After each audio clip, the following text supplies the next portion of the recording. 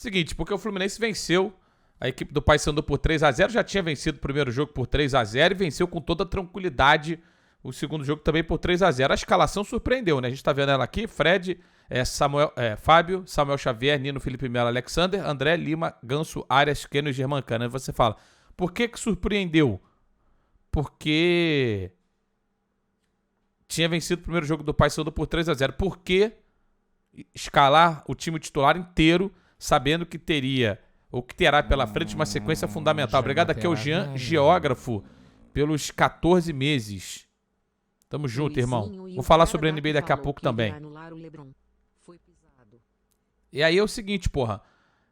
Não poupar ninguém é uma decisão até, de certa maneira, que vai contra o que vários outros técnicos têm feito nesse início de temporada, já no Brasileiro e também em outras competições. O Abel Ferreira, por exemplo, é um que vai mexendo, já mexeu em Libertadores, mexeu no time em jogos do Brasileiro, Copa do Brasil, enfim. O cara tá mexendo no elenco como um todo. O Fluminense não, optou pelo time titular. Há de se destacar a presença gigantesca que já era esperada da torcida bicolor. A torcida do Paysandu é fantástica, Porra, não só do Paysandu, como a do Remo também. O torcedor paraense é um apaixonado pelo futebol, tava lotado mais uma vez o Mangueirão. A torcida do Fluminense também marcou presença lá. E o Germancano com números expressivos. Ele fez mais um gol. E ele, cadê? Tinha aqui uma arte, né? O segundo maior artilheiro do Fluminense no século, atrás só do Fred. 64 gols com a camisa do Flu. O Germancano em 2 temporadas, ultrapassando aí o Magno Alves, que quando eu falo de mim, enquanto torcedor que fui e que sou, o Magnata, cara, eu sempre adorei o Magno Alves, que era o artilheiro da minha época de infância, assim, início da adolescência no Fluminense. Magnata era absurdo. E jogou no Fluminense uma pá de tempo. E o Germancano, em 2 anos eu exagerei, né? 1 temporada e 3 meses, né? Então, 1 ano e 3 meses, não 2 anos.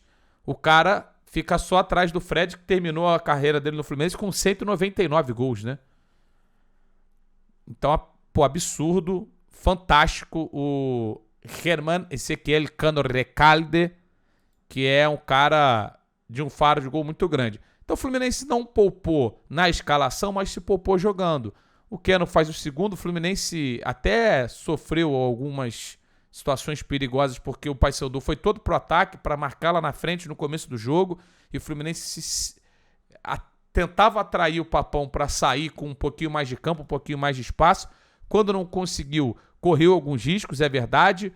Mas aí, em vários momentos, se envolveu o Paysandu, triangulações, toques rápidos, 4, 5, 6 caras tocando na bola e depois finalizando a jogada. O Keno fez um gol, acho que ainda tá devendo, sabe? É injusto também chegar. Ele é um cara que, dentro desse sistema, talvez não esteja absolutamente integrado. Mas eu tenho a impressão que ele vai ser importante em algum momento da temporada, porque ele é um cara experiente, ele é um jogador que tem aquele corte por meio, batida de chapa, de curva, ele é um jogador com títulos importantes no currículo.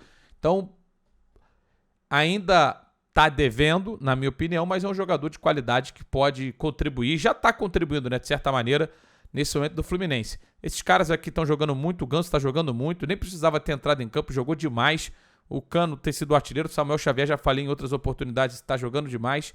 O Keno e o Felipe... Olha que legal. Keno, Felipe Melo e Alexander.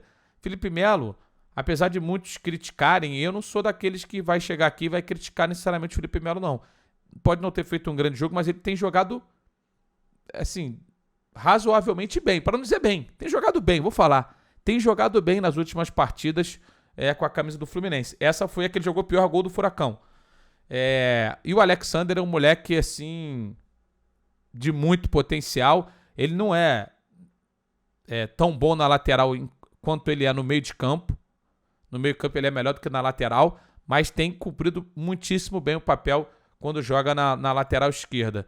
E ainda saiu o terceiro do John Kennedy, que me parece que vai ser útil, viu, ao longo da temporada. É um jogador que, porra, conhece o Fluminense, entende o que é jogar pelo Flu. E, sem dúvida nenhuma, com a cabeça no lugar, pode ser um cara importante pro decorrer da temporada. Fez um golaço. Então é o seguinte, o resultado era absolutamente esperado, a classificação então muito esperada.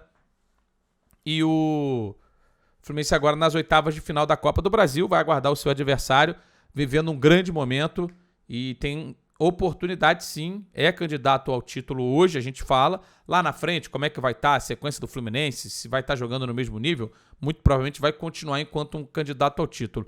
Mas nesse instante, há de se destacar o nível que o Fluminense joga. Não é sempre que um time da Série A contra um da Série C, apesar de toda a diferença que existe hoje, que o time consegue imprimir em campo tamanha diferença, tamanha distância. E o Fluminense conseguiu fazer isso nos 2 jogos. Acho que esse é o grande mérito do Fernando Diniz no comando técnico do Fluminense. Quando pega um adversário mais frágil, ele consegue criar a diferença em campo que os elencos têm. E o Fluminense se classificou com todo o mérito, toda a justiça, como o melhor time desse confronto. E agora aguarda o seu adversário nas oitavas de final.